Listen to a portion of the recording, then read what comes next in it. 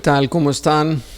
Alumnos del primer año, pues qué gusto estar con ustedes en esta clase del Instituto Bíblico, del Instituto Teológico Internacional. Y pues estamos viendo ahorita el resumen del Nuevo Testamento. El resumen del Nuevo Testamento. Vamos a ver los 4 evangelios del capítulo 7 de nuestro manual, los 4 evangelios. En esta clase solamente vamos a ver el evangelio de Mateo y de Marcos. 2 evangelios maravillosos, de verdad es un deleite estudiar y bueno, sabemos que es un resumen, no vamos a profundizar, solamente vamos a ver algunos asuntos, ¿verdad? Como en primer lugar la paternidad literaria, la fecha, el plan y las características del evangelio, el lugar de origen y el propósito del evangelio de Mateo. Y pues vamos a orar, que Dios nos dirija, y yo les pido que me acompañen en oración. Padre eterno, te damos gracias porque, Señor, tú nos guías en tu palabra, porque tu palabra es la verdad absoluta. Tú quieres llenarnos, Señor, del conocimiento de tu voluntad. Padre eterno, gracias por los evangelios que nos has dejado, que nos hablan del testimonio de la vida de Jesucristo, Padre Santo, a quien tú enviaste a la tierra a redimirnos de todo pueblo y de toda nación.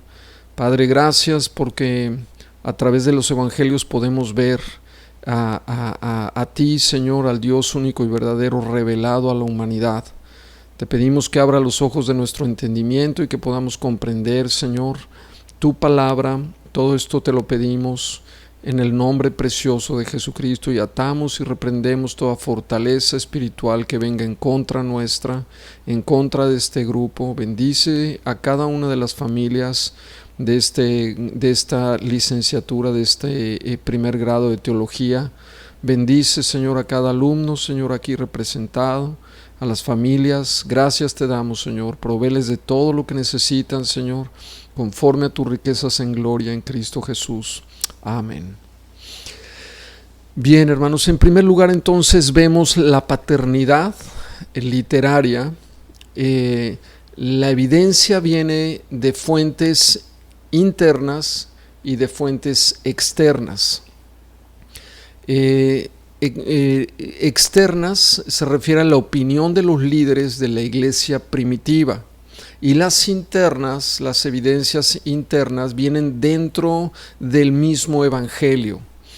Vemos que estos son los 2 escenarios que necesitamos y son importantes para comprender bien el evangelio, y ante todo para legitimizar, digamos, el documento que tenemos, que es la palabra de Dios, que es un evangelio escrito, ¿verdad? En este caso por el apóstol Mateo. Vemos en cuanto a la evidencia externa que Eusebio de Cesarea, que escribió, es el padre de la historia de la iglesia cristiana. Él cita a Papías, líder de la iglesia en Hierápolis, quien escribió un tratado, el tratado de la explicación de los dichos del Señor. Eusebio de Cesarea vivió del año 275 al 339 después de Cristo. Él fue conocido, como ya lo mencioné, como el padre de la historia de la iglesia cristiana. Papías de Hierápolis vivió en el año 69 al año 150 después de Cristo. Se dice que fue Papías un obispo de la iglesia de Asia Menor, conocido como que conoció a Juan, un discípulo del Señor. No se sabe si fue Juan el apóstol o fue un presbítero. Él escribió un tratado de 5 libros llamado La explicación de los dichos del Señor. Utilizó fuentes como los evangelios de Mateo, de Marcos, de Juan, y enseñanzas orales de los familiares de los apóstoles principalmente. Eusebio presentó las opiniones de Papías diciendo: Mateo escribió ciertamente los oráculos divinos en lengua hebrea, cada cual los interpretó como pudo. Está citando Eusebio a Papías. Algunos piensan que hubo un escrito del Evangelio de Mateo en hebreo, que el Evangelio, sabemos que el Evangelio de Mateo está escrito en griego, pero algunos piensan que se escribió en hebreo y luego del hebreo fue pasado al griego. Aunque el griego utilizado en Mateo no parece ser una traducción realmente del hebreo. Otros piensan que se refiere a que la gente aplicó y explicó el contenido de forma que lo pudieran comprender pues en hebreo, o los hebreos. Hay dos aspectos que resaltan de esta discusión de si fue o no escrito el Evangelio de Mateo primeramente en hebreo y después fue traducido al griego. Primero, es probable que el término oráculo al que se está refiriendo Papías se refiere al Evangelio completo de Mateo. Segundo, es improbable que el Evangelio apareciera alguna vez en un idioma semita. O sea, es poco probable que el Evangelio se haya escrito en el hebreo. Es incierto que Papías quiso decir exactamente en su declaración esto, que se trataba de que el Evangelio haya sido escrito en un idioma semita. Esto es cuestionable de muchas maneras.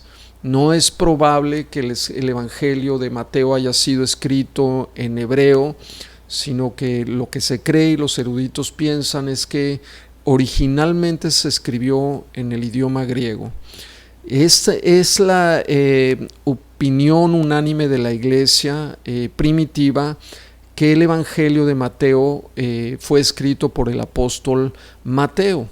Vemos que los que cuestionan que el autor fuera Mateo dicen que la iglesia pudo haberlo escrito atribuyéndole al apóstol la obra, haciendo una comparación entre el Evangelio de Mateo y el Evangelio de Marcos. Es una opinión, ¿verdad? Algunos piensan que Mateo no escribió realmente esta obra, sino que le escribió la iglesia que pastoreaba a Mateo y que al final le pusieron el nombre del apóstol.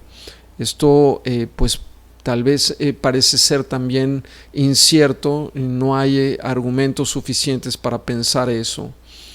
Vemos la evidencia interna, el método de organización, el uso del lenguaje de impuestos. Se usa el nombre de Mateo en lugar de Leví y se refiere a sí mismo como Mateo el publicano. Vemos que algunos eruditos modernos niegan que el apóstol Mateo escribiera el primer evangelio. Una razón importante para esta negación es la dificultad del uso aparente del evangelio, que se piensa que cómo pudo ser, ¿verdad?, que el apóstol Mateo utilizó los escritos de Marcos, que no era realmente un apóstol. El argumento es ese: ¿cómo puede ser, verdad, que no tenía Marcos la dignidad de un apóstol? La respuesta es muy sencilla. Mateo no estaba accediendo a los escritos de Marcos, sino más bien a los escritos de Pedro, ya que se cree, ¿verdad?, y hay un sustento suficiente para pensar que el Evangelio de Marcos fue escrito por Marcos, pero como escriba nada más. Son los pensamientos de Pedro, la información directa viene del apóstol Pedro. Entonces, la iglesia primitiva, sin acepción, atribuye el evangelio al apóstol Mateo. Vemos el método de organización del evangelio. Encontramos 5 discursos o secciones de enseñanza. un tipo ordenado de mente, de uno que había sido recolector de impuestos.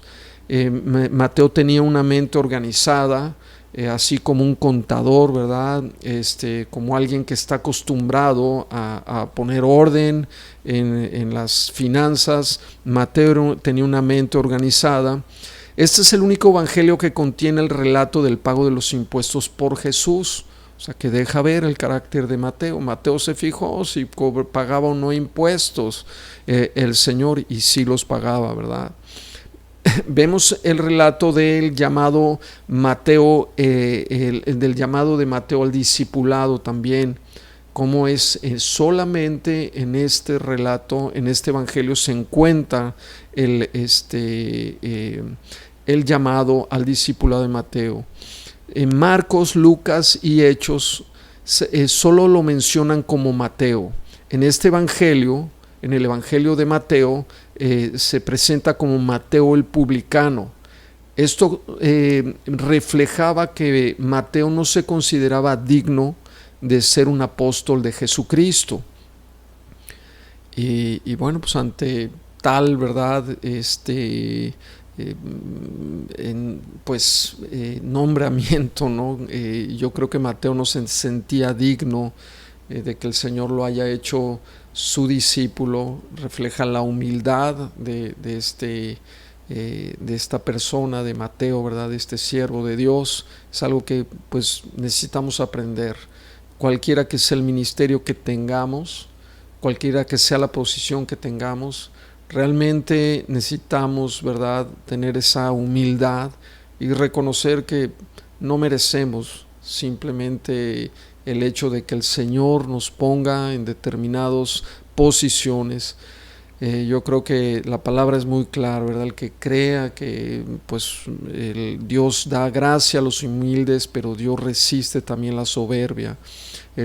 Dios tomó a gente humilde para impactar al mundo, y uno de ellos fue Mateo el publicano. En cuanto a la fecha, se cree que fue escrito antes de la destrucción del templo de Jerusalén en el año 70. Lo sitúa por los años 60. Vemos que Mateo escribió este evangelio para evangelizar a los judíos, lo cual sería mucho más fácil antes de la destrucción de Jerusalén. Algunos piensan que fue escrito hasta los años 80. Pues menciona, ¿verdad?, en la parábola del banquete de las bodas, la destrucción de Jerusalén. Dice Mateo 22:7, al oír el rey se enojó. Está hablando de la parábola del banquete de bodas. Se enojó y enviando sus ejércitos destruyó a aquellos hombres y quemó su ciudad. Esto al parecer señala la destrucción de la ciudad de Jerusalén, que ocurrió en el año 70. Y algunos piensan que esto es una inserción tardía después de esto que sucedió, pero no es probable que se haya escrito después en los años 80, sino más bien se cree que el Evangelio de Mateo fue escrito en los años 60 después de Cristo. En cuanto al plan, cómo se presenta, ¿verdad? El Evangelio presenta a Jesús como el Mesías y a la iglesia como el nuevo pueblo de Dios. El Evangelio de Mateo tiene 28 capítulos. El Evangelio comienza con el nacimiento y la vida temprana de Jesucristo, del capítulo 1 al 2.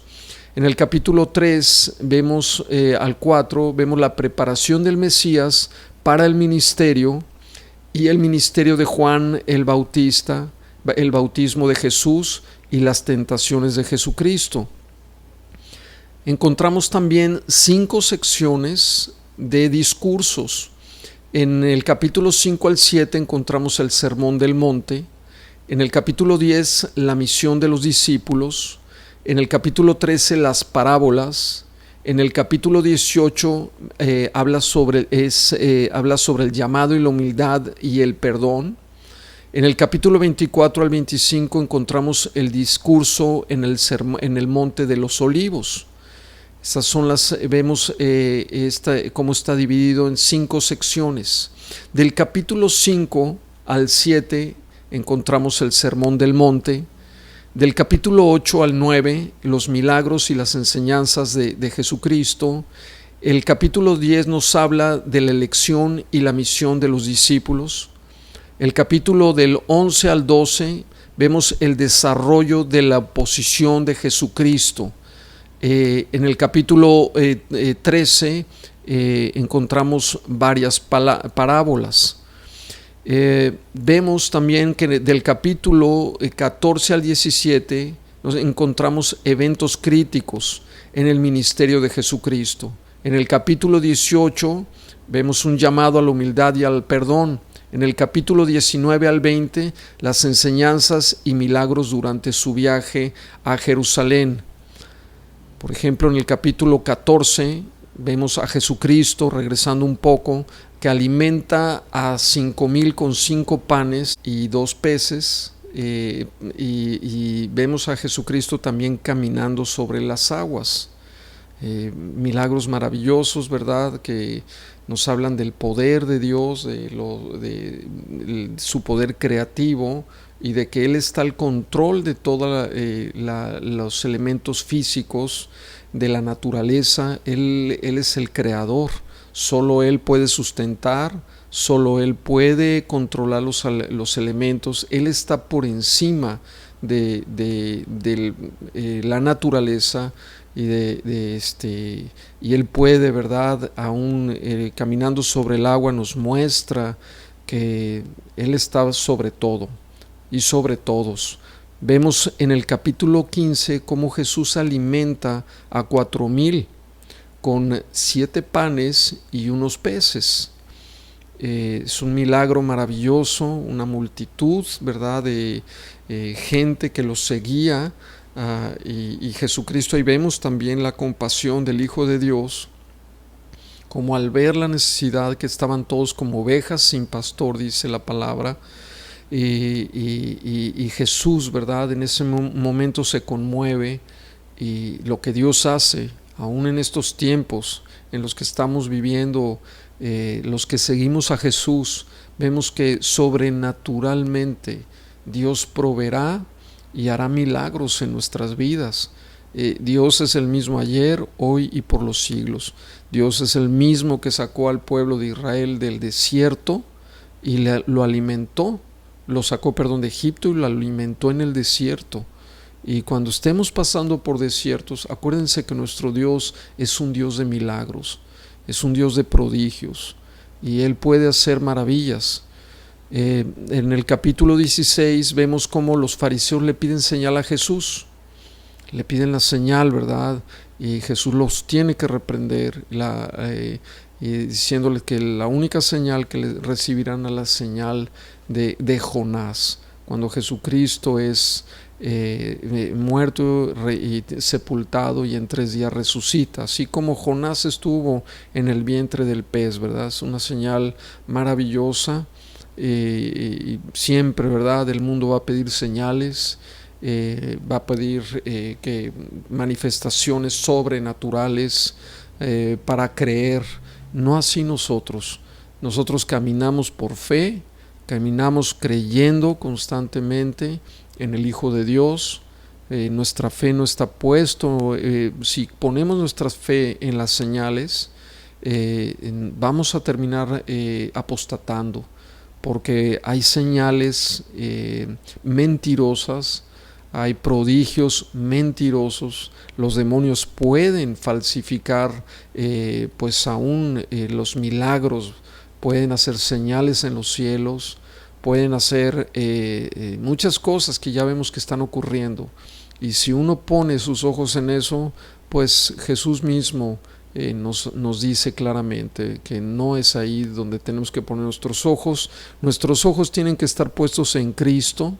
Nuestros ojos deben de estar puestos en su palabra, en sus promesas. Es ahí donde debemos depositar nuestra fe. Encontramos en Hechos, en el capítulo 16 también la gran confesión de Pedro. La gran confesión de Pedro y cómo Jesús predice su muerte. Pedro declara, ¿verdad?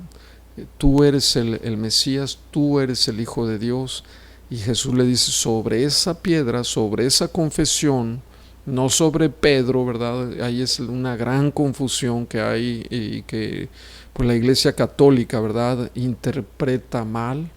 Sobre esta confesión que Pedro hace se edifica la iglesia. Nadie puede formar parte de la iglesia si no confiesa que Jesucristo es el Señor, si no confiesa que Jesucristo es Dios, si no confiesa que Jesucristo es el Mesías. Y vemos a Jesús prediciendo su muerte. Y diciéndoles claramente que después de morir iba a resucitar, ¿verdad? Jesús no, sabemos que es un plan eterno y glorioso de Dios, predestinado desde antes de la fundación del mundo. El Cordero de Dios ya estaba en la mente de Dios antes de crear el universo, antes de crear al ser humano. Dios ya tenía en la mente a Jesucristo en este plan redentor maravilloso, que en su tiempo, en el cumplimiento de los tiempos, acuérdense que Dios siempre tiene un tiempo para llevar a cabo su plan glorioso, y vemos el cumplimiento exacto y preciso, ¿verdad?, de nuestra redención. Dios envía en el tiempo preciso a Cristo, y Dios volverá a enviar en el tiempo que Él tiene predeterminado a Jesucristo para concluir nuestra redención y para que la creación sea liberada, dice la palabra, nosotros seamos liberados, los hijos de Dios sean liberados ya de la corrupción. La creación será liberada también de la corrupción de esta primera creación, ¿verdad? Y pues de las consecuencias del pecado de nuestros padres, Adán, Eva, ¿verdad? Tenemos una naturaleza adámica todavía, ya no estamos en Adán, ahora estamos en Cristo. Posicionalmente nos encontramos en Cristo, hemos sido injertados, dice el libro de Romanos, en Jesucristo. Entonces, pues vemos cómo Jesús predice su muerte en el capítulo 16. Jesús vino a morir. A eso venía Jesucristo, a morir en la cruz. Más que hacer milagros, más que hacer prodigios, más que hacer hechos portentosos, Jesús viene a la cruz. Ese era el objetivo principal de Cristo. Todas las señales que lo acompañan es simplemente para señalarlo a Él, como lo hizo Juan el Bautista. He aquí el Cordero de Dios. O sea, está hablando ya del sacrificio.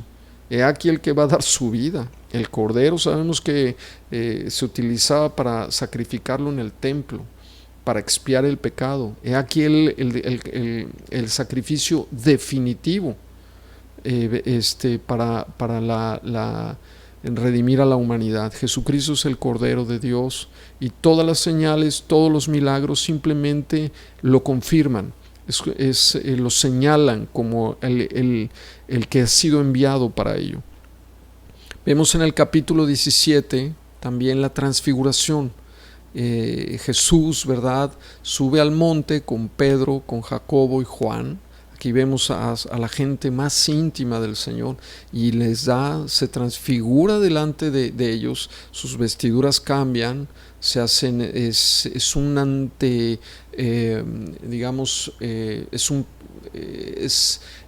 deja ver como el Cristo glorificado en ese momento, antes, ¿verdad?, que suceda la glorificación.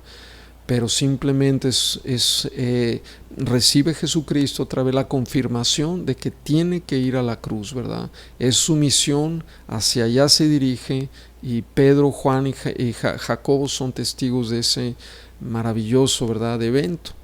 Vemos también en el capítulo 21 la última semana de la vida de Jesús antes de la crucifixión. Aquí la última semana comienza con la entrada triunfal. Y eso es maravilloso, porque aquí vemos el cumplimiento. No vamos a entrar en escatología, ¿verdad? Esto lo vemos hasta el doctorado, pero aquí en esta última semana se cumple la profecía, ¿verdad?, de Daniel capítulo 9, donde habla, ¿verdad?, en especial en los últimos 3 versículos, del cumplimiento de la semana 69. Aquí es donde se cumple con una precisión maravillosa. Cristo, ¿verdad? Se profetiza en Daniel capítulo 9 que el Mesías tenía que morir. Es algo increíble que los judíos no lo puedan ver. Ahí está su Mesías, a punto de ser entregado a la muerte. Pero es increíble cómo aquí, y así es la humanidad, primero te exalta y después te crucifica, ¿verdad? Y Jesús entra en esta última semana. Acuérdense que el ministerio de Jesucristo también lo podemos dividir en 3 partes. El tiempo de preparación. Jesús tuvo un tiempo de preparación desde su infancia, ¿verdad? Obviamente él crecía en sabiduría, crecía en estatura, se estaba preparando, estaba madurando, hasta que a los 30 años Jesucristo comienza su ministerio. Aún hubo un tiempo de preparación cuando estaba ahí entre Juan el Bautista, continuaba ese tiempo de preparación. Acuérdense que Jesús era primo de Juan el Bautista, o sea, sí se conocían, pero Juan el Bautista no había recibido la revelación de que su primo era el Mesías. A lo mejor había una corazonada, pero en ese momento le he revelado a Juan el Bautista de que Jesús era el Mesías. Se conocían posiblemente desde chicos. Elizabeth y María, pues las dos habían recibido un milagro maravilloso. Pero en fin, vemos que Jesucristo, ¿verdad?, en esta última semana les decía que el ministerio de Jesús se puede resumir en tiempo de preparación, el año de preparación, el año de popularidad, cuando Jesucristo comienza a ser conocido, las multitudes comienzan a seguirlo, y el tiempo de pasión, el año de pasión, 3 años de ministerio. Jesús muere a los 33 años. Este último año Jesús ya se estaba escondiendo, ya no quería estar en público, evitaba las multitudes, solamente estaba con sus discípulos. ¿Por qué? Porque lo buscaban para matarlo. Y vemos que del capítulo 22 al 23 sus enseñanzas levantan oposición. O sea, ya Jesucristo con lo que estaba diciendo era un ataque a veces directo ya hacia los judíos. Vemos que la oposición comienza a crecer.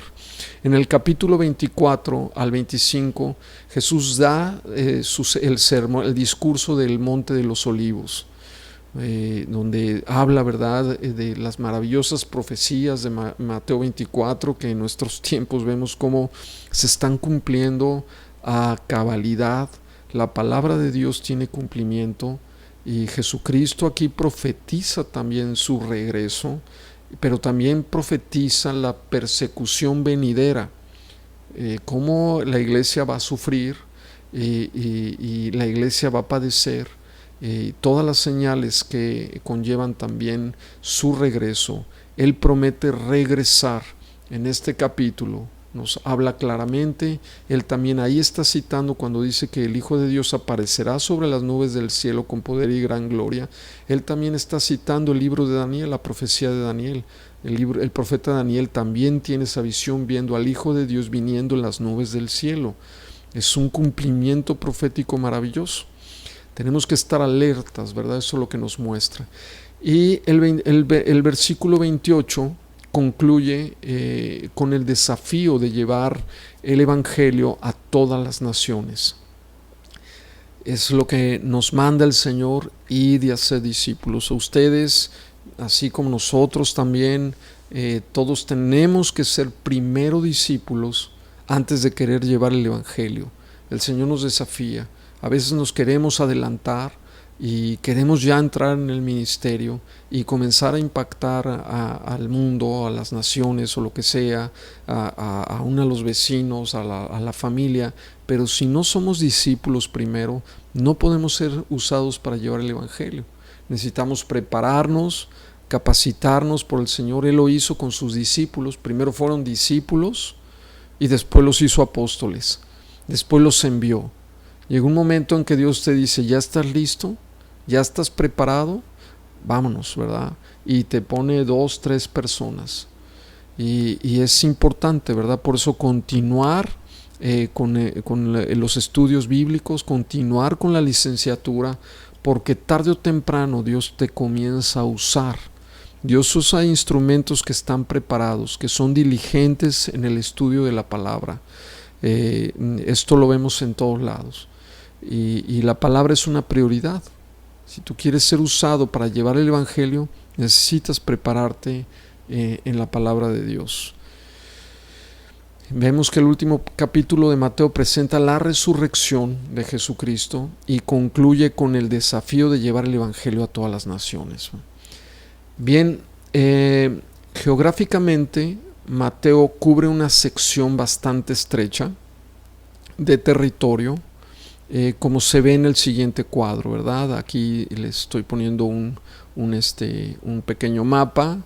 Vemos que Mateo cubre el ministerio de Jesús principalmente en Galilea, con un breve viaje al norte en Tiro y a Sidón, y un viaje a Jerusalén. En los capítulos del 1 al 2 encontramos, ¿verdad?, a Jesucristo en Belén, después va a Egipto y después va a Nazaret. Ese es el movimiento geográfico que encontramos en estos 2 capítulos. En el capítulo 3 al 4 lo vemos en el valle del río Jordán, donde está Juan el Bautista, donde se está bautizando, y vemos cómo inicia el ministerio de Cristo. Después, en el capítulo 4 al 13 vemos el ministerio de Cristo en Galilea, ¿verdad? En el capítulo 14 al 18 vemos a Cristo en Galilea y en el norte de Galilea. En el capítulo 19 al 20 Jesucristo viaja a Jerusalén, y en el capítulo 21 al 28 vemos a Jesucristo en el término de su ministerio en la tierra, en Jerusalén. Amén. Vemos también las características del Evangelio. Este Evangelio fue escrito principalmente para los hebreos. Mateo, ¿verdad?, quería alcanzar al pueblo judío. Contiene un énfasis en cuanto al cumplimiento de la ley y los profetas en Jesucristo. Por ejemplo, Mateo, en el capítulo 5 al versículo 22, hace una comparación entre la ley, el cumplimiento de la ley y los profetas en Jesucristo. Dice, por ejemplo, oísteis que fue dicho en Mateo 5:21, oíste que fue dicho a los antiguos, no matarás, y cualquiera que matare será culpable de juicio. En el versículo 22 dice, pero yo os digo que cualquiera que se enoje contra su hermano será culpable del juicio, y cualquiera que diga necio a su hermano será culpable ante el concilio, y cualquiera que le diga fatuo quedará expuesto al infierno de fuego. Vemos aquí esta comparación. También en Mateo 5, del 43 al 44, vuelve a decir lo mismo. Viste que fue dicho, amarás a tu prójimo y aborrecerás a tu enemigo, pero yo os digo que amad a vuestros enemigos, bendecid a los que os maldicen, haced bien a los que os aborrecen, y orad por los que os ultrajan y os persiguen. Vemos entonces que también Mateo menciona costumbres judías, sin una explicación incluida, a diferencia de Marcos. Por ejemplo, en Marcos 7, del 1 al 4, ¿verdad?, nos habla de ciertas costumbres que tenían los fariseos o los escribas en cuanto a cómo comer, ¿verdad? Ellos se lavaban las manos constantemente y procuraban no comer con manos inmundas, como dice, ¿no? Y cuestionaban a Jesucristo porque veían que a sus discípulos no lo hacían.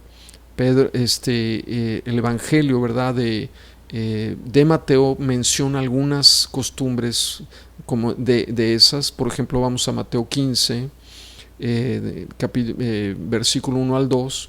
Dice: entonces se acercaron a Jesús ciertos escribas y fariseos de Jerusalén diciendo: ¿por qué tus discípulos quebrantan la tradición de los ancianos, que no se lavan las manos cuando comen? En fin, Mateo habla, ¿verdad?, sobre eso. Y ante todo, una de las características principales del Evangelio de Mateo es que habla del reino de los cielos. Esta expresión era conocida por los judíos en especial. Acordémonos que el Evangelio de Mateo está enfocado hacia el pueblo judío. Mateo, ya lo vimos, es muy organizado, y como en la genealogía de Jesús, ¿verdad? La presenta en 3 secciones, la agrupa en 3 secciones, y hay agrupaciones también numéricas como 7 parábolas y los 7 ayes, etc.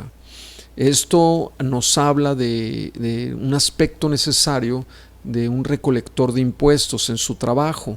O sea, su mente era organizada. Es un punto que ya tocamos. Y en cuanto al lugar de origen y el propósito, se cree que fue escrito desde Palestina o Siria o Antioquía. El propósito, lo que se cree realmente es que fue escrito desde Antioquía. Y bueno, el propósito era alcanzar, como lo mencioné ya, al pueblo judío, presentando a Jesús y a su obra, para que entendiéndola pudieran creer en Jesucristo. Bien, hermanos, es un resumen breve del Evangelio de Mateo.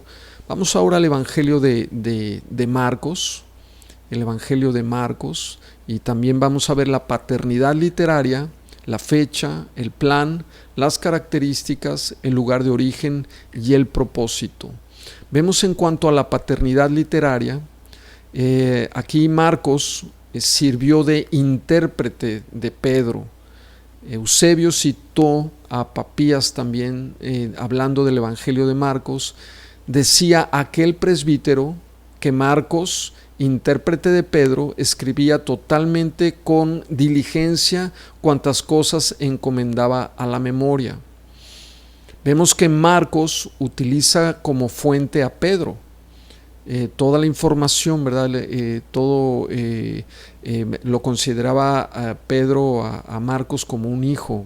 Algunos piensan que era su hijo de verdad, pero se cree que era más bien un hijo espiritual. Pedro obviamente era testigo ocular de todos los eventos. Marcos no fue tal vez testigo ocular de todos los eventos que Cristo vivió, ¿verdad?, aquí en la tierra. Papías notó que muchas veces Marcos seguía un principio temático de organización en lugar de un plan cronológico. En Hechos se le conoce a Juan Marcos como es el joven que acompaña a Pablo y a Bernabé en su primer viaje misionero. Y recuerden que Marcos termina dejando a Pablo y a Bernabé, y después se arma un conflicto, ¿verdad? Porque al querer, ¿verdad?, incluir otra vez a Marcos en los viajes misioneros, Pablo no está de acuerdo. Eso provoca que Bernabé y Pablo se separen. Bernabé, ¿verdad?, toma a Marcos y Pablo toma a Silas, y ahí, pues bueno, sabemos que Dios a veces actúa de formas misteriosas.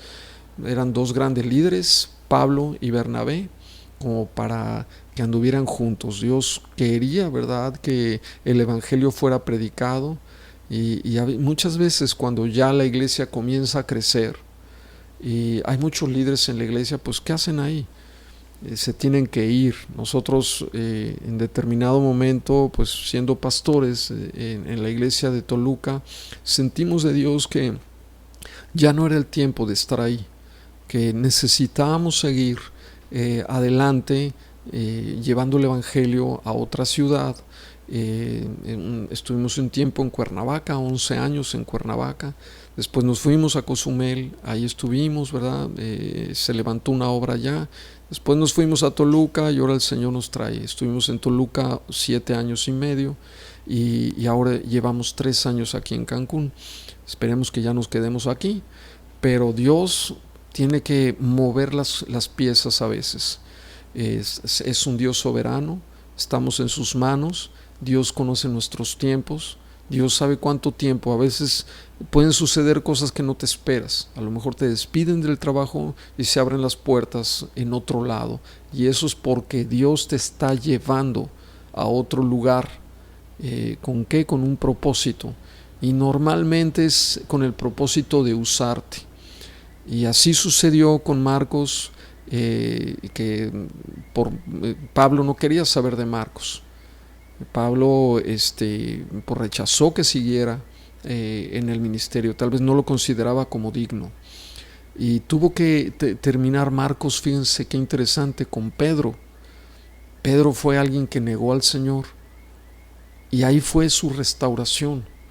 Pedro sabía lo que era negar a Cristo, traicionarlo. Tal vez Pablo se sintió traicionado por Marcos.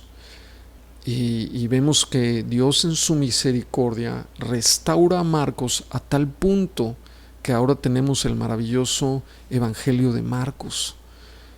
Dios en su sabiduría, ¿verdad? Lo permitió. Dios puede permitir muchas cosas para que llevemos el Evangelio. Acuérdense que si estamos aquí en esta tierra, tenemos una misión y es proclamar las buenas nuevas de la salvación a toda criatura. Y el que crea en el Evangelio será salvo. El que no, dice la palabra, pues será condenado. Vemos que Marcos fue de gran ayuda para Pablo también mientras estuvo encarcelado. Vemos aquí ya la restauración en la relación entre Pablo y Marcos. Llegó un punto en que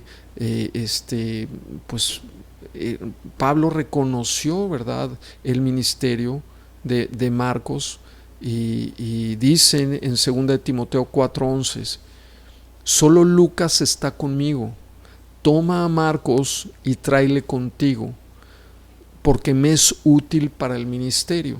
Fíjense, toma a Marcos y tráele contigo porque me es útil para el ministerio.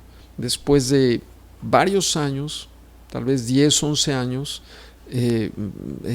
Pablo, ¿verdad?, otra vez reconoce, se restaura la relación entre Marcos y Pablo. En cuanto a la fecha, el Evangelio de Marcos se cree que fue escrito a finales de los 50. Menciona que los lectores enfrentaban dificultad, pudiendo ser esta dificultad la persecución. Algunos piensan que después se escribió después de la muerte de Pedro. Vemos en cuanto al plan, el plan que traza este evangelio comienza con el ministerio. El evangelio se difundió después de la muerte de Pedro, ¿no? Obviamente, ya que fue escrito. Vemos que este evangelio tiene 16 capítulos y el evangelio está organizado de acuerdo a un plan simple. En primer lugar, comienza en el capítulo 1 con el ministerio de Juan el Bautista y resume el bautismo y la tentación de Jesucristo. Comienza el ministerio con Juan el Bautista, el precursor, el ministerio maravilloso de quien va delante de la presencia del Mesías. Ahora estamos viviendo también esos tiempos. Nuestro ministerio también es un ministerio de precursor, ya anunciando el regreso del Mesías, hermanos. Nosotros también estamos llamando al arrepentimiento en todas las naciones, porque el tiempo se ha cumplido, dice la Escritura, el reino de los cielos se ha acercado. Acuérdense que ya estamos al borde de la terminación de la era de la gracia. Ya esta era está a punto de concluir, ya el arca está a punto de cerrarse, ya el tiempo se ha cumplido, dice la Escritura. Esos tiempos de cumplimiento profético. Jesús vino a la tierra en un tiempo establecido por el Padre de acuerdo a el plan divino, ¿verdad? Dios tiene sus tiempos. Y el tiempo en que Jesucristo ha de regresar aquí a la tierra también es un tiempo establecido por el Padre, pero se oye ya esa voz profética y tenemos que estar clamando. Es como esa voz que clama en el desierto. A veces no hay ni quien nos escuche, ¿verdad? Enderezad el camino del Señor. ¿Por qué? Arrepiéntanse de sus pecados. ¿Por qué? Porque el Señor viene. ¿Cómo va a sorprender a muchos el Señor cuando venga? Y siguen en incredulidad y creen que pues no va a pasar y que todavía ha de tardar. La realidad es que dice la palabra que será como ladrón en la noche. Cuanto menos esperes, el Señor te vendrá y muchos los encontrará dormidos. Muchos los encontrarán en una condición terrible, distraídos en este mundo, afanados en este mundo y sin preparación, ¿verdad?, para recibir al Señor. Y muchos, aunque serán salvos, dice la Escritura, será así como por fuego, será así como de panzazo, ¿verdad? Y ahí entraste, sí, la salvación, acordémonos que es un don eterno, es un don que jamás perderás. La salvación no se pierde, pero los galardones sí se pueden perder. En muchas cosas que podrías haber recibido como recompensa por parte del Señor, porque te esforzaste, buen siervo y fiel, en lo poco fuiste fiel, en lo mucho te pondré, ¿verdad? Si fuiste fiel en lo que Dios te encomendó, te esforzaste, multiplicaste los dones que Dios te dio, los talentos que Dios te dio, el Señor te recompensará. Por eso es que uno puede decir, es que tengo muy poco, ¿verdad? Es que mis dones son así que, ¿sabes qué? Si eres parte del cuerpo de Jesucristo, Dios te ha dotado ya de dones espirituales. Y mi única recomendación para poder descubrir esos dones es que comiences a servir de una o de otra manera. Que comiences, ¿verdad?, a ayudar en cualquier ministerio en la iglesia, y el Espíritu Santo te va a ir guiando y te va a ir mostrando qué dones, qué capacidades espirituales tienes para edificar a la iglesia. Todos, hermanos, tenemos un don, no solo los pastores. Nosotros podemos ser boca o donde Dios nos ponga, pero todos tenemos un don espiritual. En fin, necesitamos estar listos. Acuérdense que ahorita es el tiempo en el que la novia se está preparando, en donde la novia se está poniendo guapa, donde la novia está en el spa y está en espera del novio ya. La iglesia, ¿verdad? Los tiempos que estamos viviendo tiempos que nunca en la historia de la humanidad se han vivido. Y la Biblia es muy clara. Las cosas van a empeorar. Y lo que viene es el surgimiento del anticristo. Y está todo listo para que la humanidad entera sea engañada. Ya el plan, ¿verdad?, de un nuevo orden mundial ya suena con más fuerza. Y es la última forma de gobierno mundial, el anticristo queriendo tomar el control de todo. Y veremos, ¿verdad? Muchos lo verán porque se van a quedar y no se van a ir en el rapto. Pero es tiempo de encender las lámparas, hermanos, de no estar jugando con nuestra vida espiritual, porque, pues bueno, tenemos que ser conscientes que Jesús viene. Del capítulo 1 al 9 vemos el ministerio de Jesús en Galilea, así lo presenta el Evangelio de Marcos. Vemos los milagros de Jesús. Hay pocos materiales extensos de enseñanza en este Evangelio. Es un Evangelio corto, directo, así como era Pedro, ¿verdad? Corto, directo y a la cabeza, ¿verdad? Pedro era muy práctico. Vemos en el capítulo 10 que a Jesús viaja a Jerusalén a través de Perea y Judea. En el capítulo 11 vemos la semana final, la semana de pasión y la victoria de Jesucristo, del 11 al 16. En fin, las características de este evangelio, en primer lugar, se centran en las acciones de Jesús más que en sus palabras.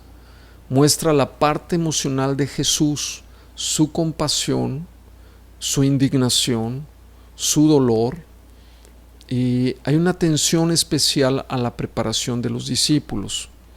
Por ejemplo, en cuanto a las emociones del Señor, vamos a Marcos 6:34, Marcos 6:34, y dice la palabra: y salió Jesús y vio una gran multitud, y tuvo compasión de ellos. Y tuvo compasión de ellos.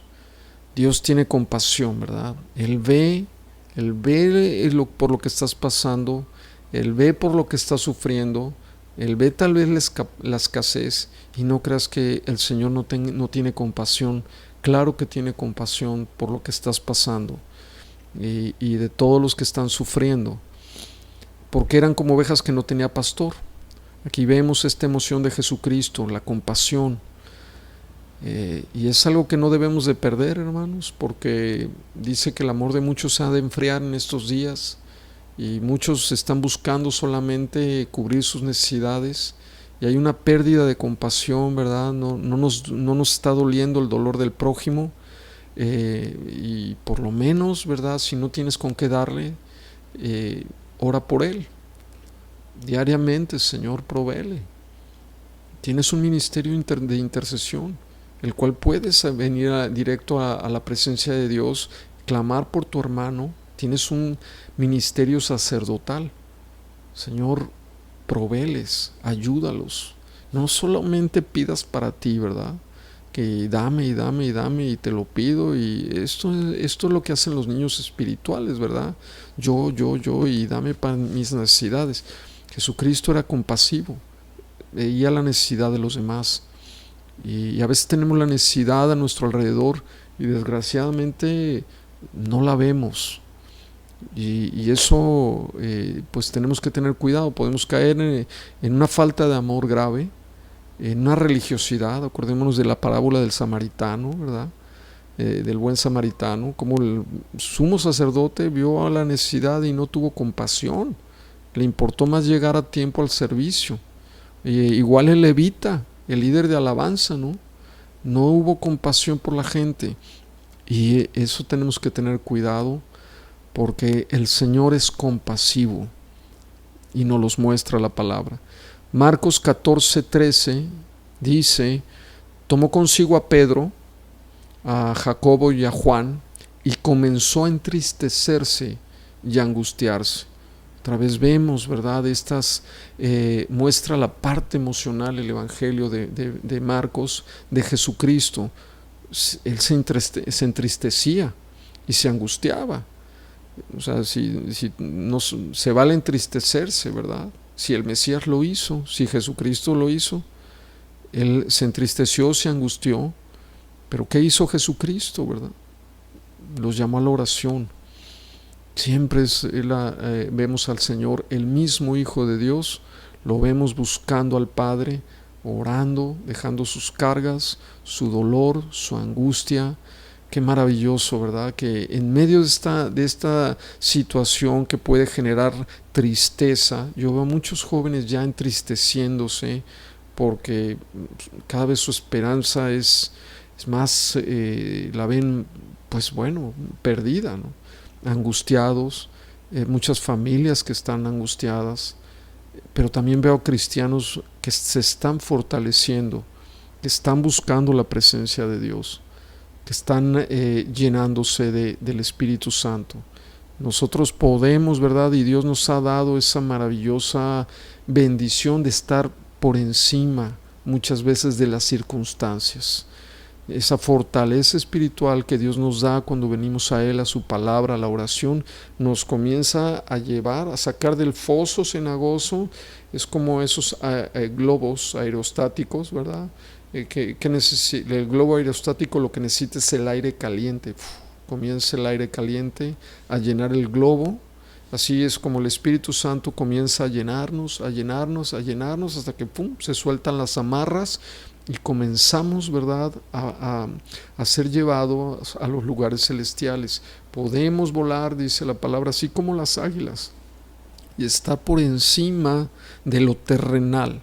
El problema es que si estamos centrados en lo terrenal, pues ahí es donde se mueven el enemigo, ahí es donde podemos ser oprimidos, ahí es donde podemos ser atacados, porque nos estamos moviendo, ¿verdad?, solamente en un nivel muy al ras de la tierra.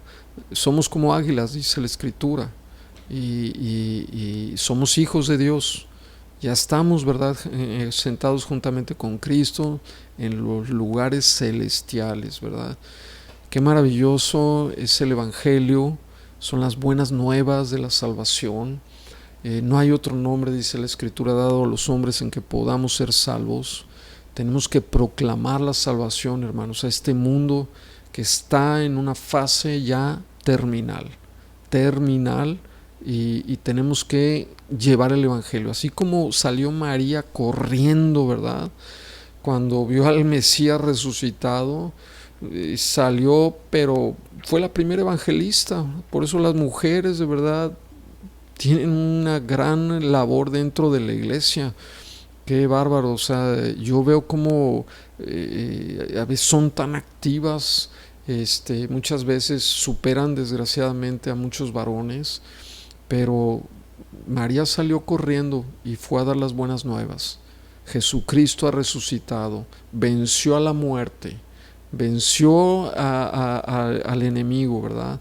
Venció a Satanás en la cruz del Calvario, y ahora tus pecados están perdonados. Si Jesucristo no hubiera resucitado, dice la palabra, en vano es que estemos estudiando la Biblia ahorita, en vano es que nos sentemos a escudriñar las Escrituras.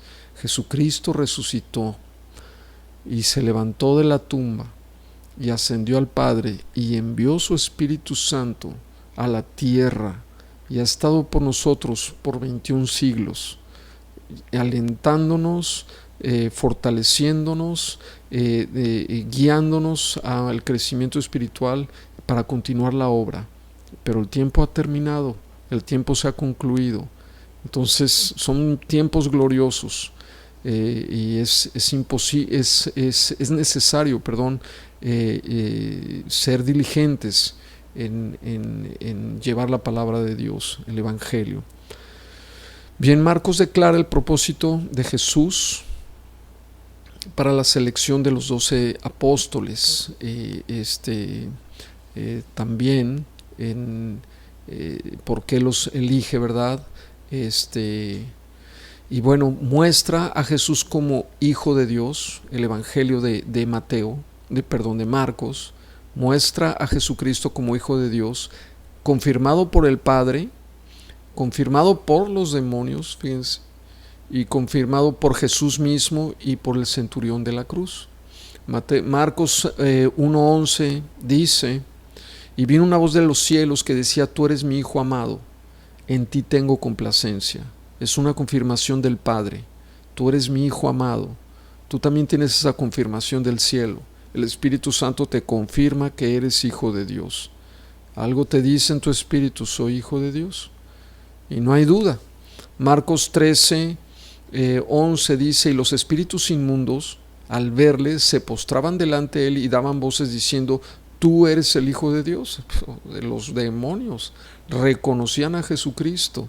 Los demonios saben cuando un hijo de Dios se para, algo sucede, el ambiente cambia, la atmósfera se transforma. ¿Por qué? Porque la presencia de Dios está en tu vida, porque el sello del Espíritu está en ti, y eso es algo maravilloso. El mundo espiritual lo sabe. Cuando un hijo de Dios se levanta, el reino de las tinieblas también sabe que hay peligro, ¿verdad? Vemos el lugar de origen y el propósito del Evangelio de Marcos. Se cree que se escribió en Roma, es dirigido a una audiencia romana, usa equivalentes latinos para explicar expresiones en griego. Marcos busca enfatizar la persona y la obra de Jesucristo. El Evangelio, ¿verdad?, muestra que Marcos estaba en Roma con Pedro. Vamos a Primera de Pedro 5:13 para confirmar esto. Dice Primera de Pedro 5:13, la iglesia que está en Babilonia, se está refiriendo a Roma. Acuérdense que a veces se hablaba en clave, estaban bajo persecución, ellos no estaban en Babilonia, se encontraban en Roma. Y ya vemos más adelante que Apocalipsis también le dice a Roma Babilonia, ¿verdad? Y le habla de ramera también a Roma. Dice, la iglesia que está en Babilonia, elegida juntamente con vosotros, y Marcos mi hijo.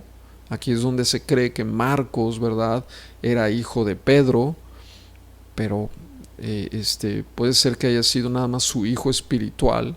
Os saludan.